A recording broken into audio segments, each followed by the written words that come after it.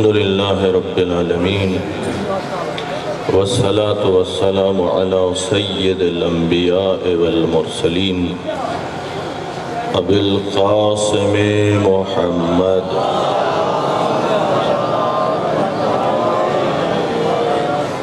وعليه الطيبين الطاهرين المعصومين أما بعد فقد قال النبي صلى الله عليه وآله وسلم إن الحسن والحسين إمامان قاما أو قاعدا صلوات.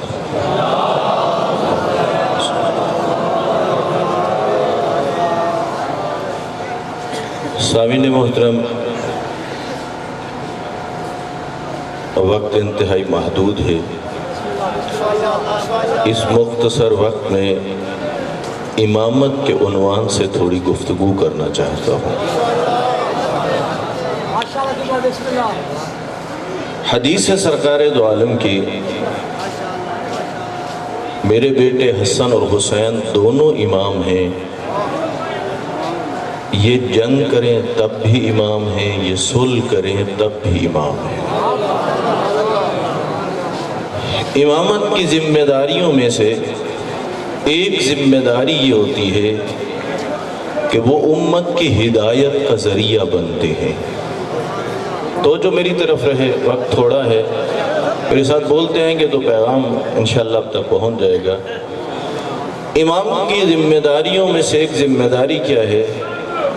امت کی رہبری ہے، امت کی رہنمائی ہے۔ دوسری ذمہ داری پیغمبر کی شریعت کی حفاظت ہے۔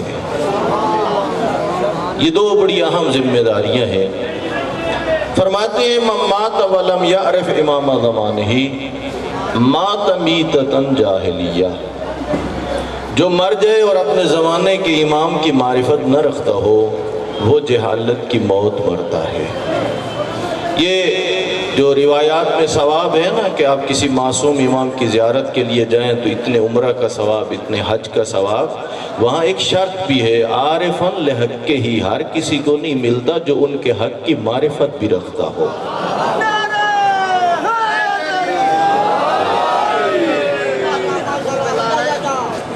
امام کی معرفت بڑی ضروری ہے۔ جب مولا علی علیہ السلام کو جنگ صفین میں 1,00,000 کے قریب سپاہی لے کے گئے اور مولا جنگ لڑ رہے تھے، 3-4 ماہ یہ جنگ ہوتی رہی، وہ لوگ کہ جو امام کی مکمل معرفت رکھتے تھے 1,00,000 میں ان کی تعداد اتنی کم تھی کہ آپ انگلیوں پر گن سکتے۔ توجہ فرمانا، جو قاریان قرآن بھی تھے، نمازیں بھی امام کے ساتھ پڑھتے تھے، بظاہر امام کے سپاہی بھی تھے، ان کی تعداد بڑی تھوڑی تھی۔ جو واقعاً سمجھتے تھے کہ یہ حجت خدا ہیں، امام معصوم ہیں اور ان کی اطاعت واجب ہے۔ یہ کب پتہ چلا؟ جب آخری حملے کے لیے مالک اشتر کو ایک بڑا لشکر دے کے مولا نے بھیجا اور دشمن کے سامنے اور کوئی طریقہ نہیں تھا بچنے کا، اور یہی تھا کہ اوراق قرآن کو نیزوں پہ بلند کیا اور دھوکہ دینے کی کوشش کی۔ اور یہی وہ جگہ ہے جہاں پر پتہ چل سکا کہ کون تھے مولا کے لشکر میں جن کا عقیدہ یہ ہو کہ علی حق کا امام ہے۔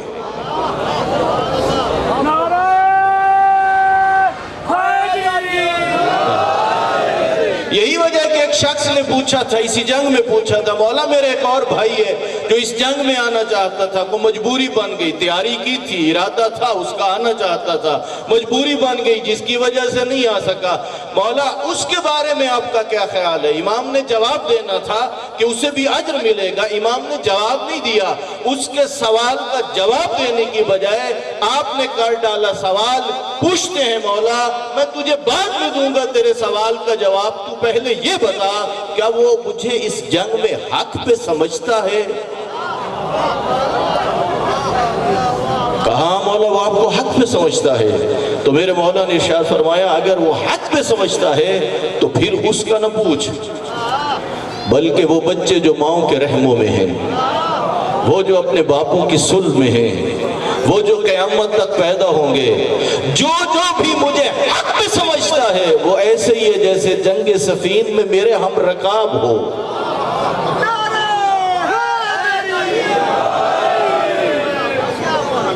یہاں جب دھوکہ ملا تو یہ مالک کے ساتھ جتنے سپاہی تھے، مالک سے کہا واپس آؤ۔ مالک اشتر نے کہا نہیں، مجھے تو امیر کائنات کا حکم ہے، واپس نہیں پلٹنا۔ کہا نہیں، واپس چلیے۔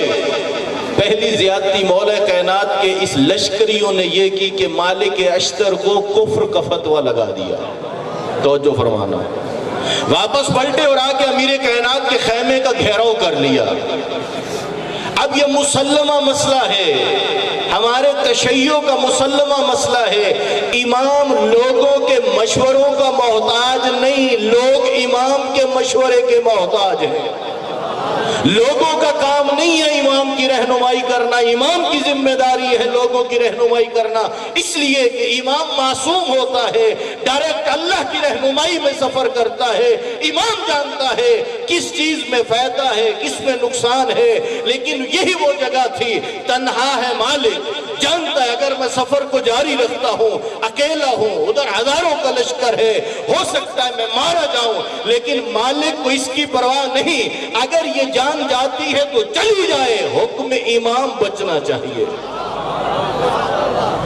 لہذا مالک اشتر نے وہ سفر جاری رکھا، یہ واپس پلٹے اور امیر کائنات کے خیمے کا گھیراؤ کر لیا۔ کہا واپس بلائیے۔ مولا فرماتے ہیں تم غلطی کر رہے ہو۔ دکھ ہوتا ہے اسی بات کا، اے عزیزو، فقط یہ اس زمانے کی مشکل نہیں تھی، آج بھی یہی مشکل ہے۔ کتنے لوگ ہیں جو اپنے آپ کو محب اہل بیت تو کہتے ہیں، لیکن احکام اہل بیت ماننے کے لیے تیار۔ تاریخ اپنے آپ کو دہراتی رہتی ہے، آج بھی یہی مشکل ہے۔ نجات اسی صورت میں ہے جب پیروی کرو گے حجت الہی کی۔ یہ اتنا ہم مسئلہ پوچھ لیا، مولا کیا ہر وقت امام کا ہونا ضروری ہے؟ فرمایا ہاں، اس لیے کہ امام ہوتا ہے حجت الہی، اور حجت خدا کے بغیر زمین نہیں قائم رہ سکتی۔ پوچھا کیا مولا ایک ہی زمانے میں دو امام ہو سکتے ہیں؟ فرمایا ہو سکتے ہیں، مگر ان میں سے ہوگا ایک امام خاموش اور دوسرا ہوگا بولتا ہوا۔ اور یہاں کیسے سمجھے اس بات کو؟ جب امام حسن کی خدمت میں آئے خوارج، کہا ہاتھ بڑھائیے، بیعت کرتے ہیں، ہماری کچھ شرائط ہیں۔ میرے مولا نے فرمایا بیعت کسی شرط پر نہیں لوں گا، بیعت کرنی ہے، شرط نہیں قبول کرتا۔ میں جانتا ہوں میں نے کل کیا کرنا ہے، تم کون ہوتے ہو میرے سامنے شرطیں رکھنے والے؟ یہ خوارج کا گروہ اٹھ کے آیا امام حسین کے دروازے پہ، نہ سمجھے تھے ان ہستیوں کو، اسی لیے تو آئے۔ یہ سمجھ رہے تھے شاید اقتدار کے لیے کیسے بھائی بھائی کا دشمن بن جاتا ہے، بھائی بھائی کا قاتل بن جاتا ہے، شاید ادھر بھی اسی طرح ہو۔ نہ جانتے تھے ان ہستیوں کو، نہ رکھتے تھے معرفت ان ہستیوں کی، تبھی تو امام حسین کی خدمت میں آئے اور کہا ہاتھ بڑھائیے، ہم آپ کی بیعت کرنا چاہتے ہیں۔ تو امام حسین نے فرمایا تم بھول گئے ہو، جب تک میرا بھائی حسن ابن علی زندہ ہے وہ تمہارا بھی امام ہے، میرا بھی امام ہے، ان کی اطاعت تم پر بھی واجب ہے، مجھ پر بھی واجب ہے۔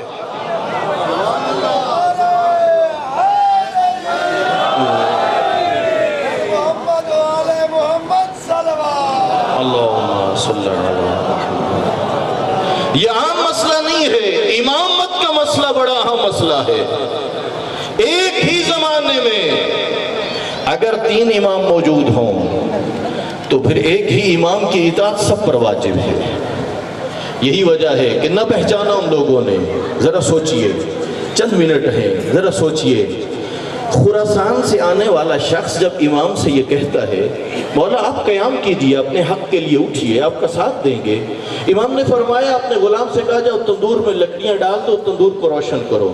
جب آگ روشن ہوئی فرمایا اس پہ کود جاؤ۔ وہ خراسانی تعجب کر کے کہتا ہے واہ مولا آپ اپنے ہاتھوں سے مرواؤ گے۔ اگر وہ معرفت رکھتا ہوتا تو اسے تو یہ سمجھ آنی چاہیے تھی چاہے آگ میں جا رہا ہوں نجات اسی میں ہے، چونکہ حکم امام ہے۔ تو جو فرما رہی ہے نہیں، لیکن کیا ہوا، وہ نہ گیا، کہہ رہا تھا کہ ماننے والا والا ہوں. ادھر سے آ رہا تھا ہارون مکی. میرے مولا نے فرمایا ہارون مکی جاؤ تندور میں کود جاؤ. یہ مڑ کے نہیں پوچھتا, حکم امام تھا, جانتا تھا اطاعت واجب ہے, کود گیا. اب لکڑیاں جل رہی تھی, آگ روشن تھی. یہ کہتا ہے مولا آئیے ذرا اس کی تو خبر لیجئے. امام فرماتے نہیں, تو اس کو چھوڑ, میرے چند سوالوں کا جواب دے, خراسان والوں کے حالات بتا, حالات کیسے ہیں. امام جان بوجھ کے تاخیر کر رہے تھے. کچھ وقت گزر گیا, آئے تندور کے پاس, دیکھا ہارون مکی مسکرا رہا تھا.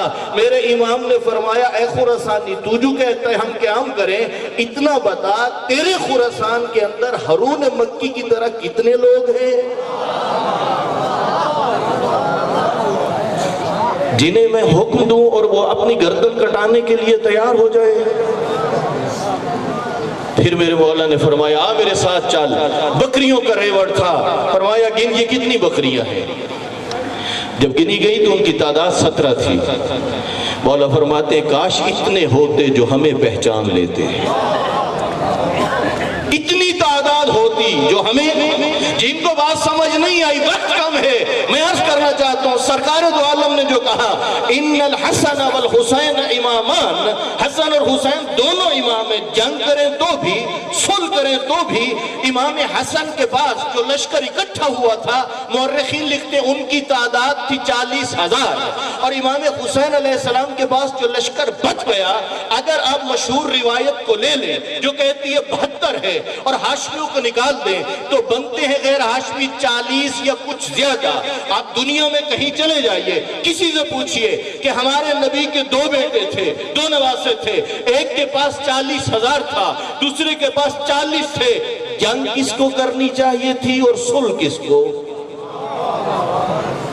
پوچھئے کسی سے جا کے, تمہیں کیا جواب ملے گا؟ یہی ملے گا کہ جس کے پاس 40,000 ہیں وہ جنگ کرے, جس کے پاس 40 ہے وہ صلح کرے. اب جواب تو یہی ملے گا. تو پھر سوچ کیا وجہ ہے جس کے پاس 40,000 تھے وہ صلح پہ مجبور کیوں ہوا؟ توجہ فرمانا اس بات پہ. 40 جس کے پاس 40 ہیں, جتنی دیر وہ فوج رہی وہ تو لڑتے رہے. 40,000 والے, کیا فرق تھا دونوں میں؟ توجہ فرمانا ہے. فرق کیا تھا؟ اس دور میں جب بیعت ہوا کرتی تھی, کسی قبیلے کے ہیں 500 افراد, کسی کے ہیں 4,000, کسی کے 8,000. جہاں قبیلے کا سردار جاتا تھا اس قبیلے کے لوگ بھی اسی طرف جاتے تھے. امام حسن کے جو 40,000 لشکر تھا, کسی قبیلے کے 400 تھے, 500 تھے, 4,000 تھے, 5,000 تھے, مختلف تعداد تھی. امام کے قبیلوں کے جو سردار تھے, جو لشکر کے سردار تھے, وہ درہموں اور دیناروں کے بدلے میں اپنے آپ کو بیچ بیٹھے. تو جو فرمانا اور لکھ بیٹھے یہ خطوط. اور جب امام نہ مان رہے تھے صلح کے لیے اور چاہتے تھے کہ فیصلہ ہو جائے, تو پھر ان خطوط کو امام کی خدمت میں بھیجا گیا شام سے, جن پہ یہ لکھا ہوا تھا تو ہم اپنے ہاتھوں سے حسن ابن علی کو تیرے سپرد کریں گے. یہ کون تھے؟ یہ وہ 40,000 تھے. اب سنیے, وہ جو 40 تھے, امام فرماتے ہیں عباس چراغ بجھا دو. شب عاشور ہے, چراغ بجھا دیا گیا. کافی دیر بجھا رہا چراغ. امام نے اس دوران فرمایا جو جانا چاہتا ہے چلے جاؤ, اس لیے کہ اس لشکر کو تم سے کوئی سروکار نہیں. یزید و عمر اپنے ساتھ کو اگر ہے تو وہ مجھ سے ہے, وہ مجھ سے بیعت چاہتے ہیں. تو میرے خاندان میں سے بھی ایک فرد کو لے لو اور رات کے اندھیرے سے فائدہ اٹھاؤ اور چلے جاؤ. جب چراغ جلایا گیا تو سب موجود تھے.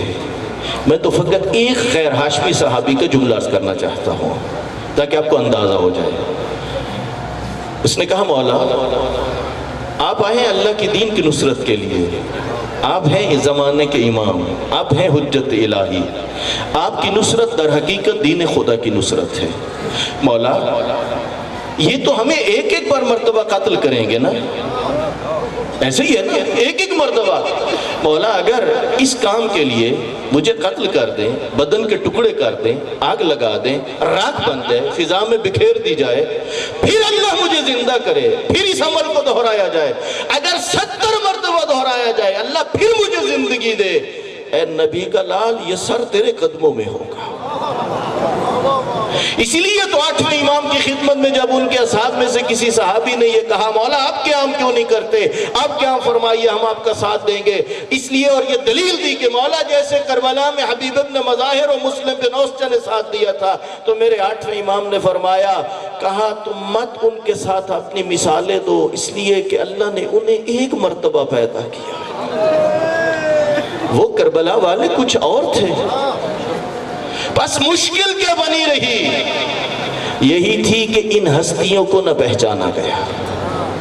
دعوے دار تو تھے، کہنا ماننے والے۔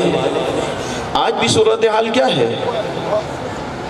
علی کو تو مانتے ہیں، علی کی بات کو نہیں مانتے۔ یاد رکھیے نجات اس وقت تک نہیں مل سکتی جب تک ہم امام کی بات کو نہیں مانیں گے۔ یہی وجہ ہے کہ کربلا میں امامت کے مسئلے کو سمجھتے ہوئے کربلا میں 3 امام ہیں۔ جب امام حسین کے سارے ساتھی مارے گئے، ہاشمی بھی مارے گئے، اور امام آئے ہیں نا اسرار امامت اپنے بیٹے کے سپرد کرنے کے لیے، اس خیمے میں آئے ہیں جہاں عابد بیمار تھا، قریب بیٹھی تھی شریقت الحسین۔ امام حسین آئے، بدن کے اوپر زخم بھی تھے، خون اطہر بھی جاری تھا، خاک کربلا ملی ہوئی تھی۔ عابد بیمار نے ایک نگاہ اٹھا کے جو اپنے بابا کی حالت کو دیکھا تو پوچھ لیا بابا اینا اینا حبیب ابن مظاہر، بابا حبیب کہاں گئے؟ اینا اینا مسلم ابن اوسجہ؟ امام فرماتے ہیں بیٹا مارے گئے۔ ایک ایک کا پوچھنے لگے، ایک مرتبہ آواز آئی بابا اینا اینا ام العباس، بابا میرے چچا عباس کہاں گئے؟ اس لیے کہ جانتے ہیں اگر وہ زندہ ہوتے تو کسی کی جرأت تھی امام تک آتا۔ اب سنیے یہ امام کا جملہ، میرے مولا نے فرماتے ہیں یا بنیا اعلم انہ لیس فی الخیام رجل الا انت وانا، اور میرا لال تو کس کس کا پوچھے گا اور میں تجھے کس چیز کا بتاؤں؟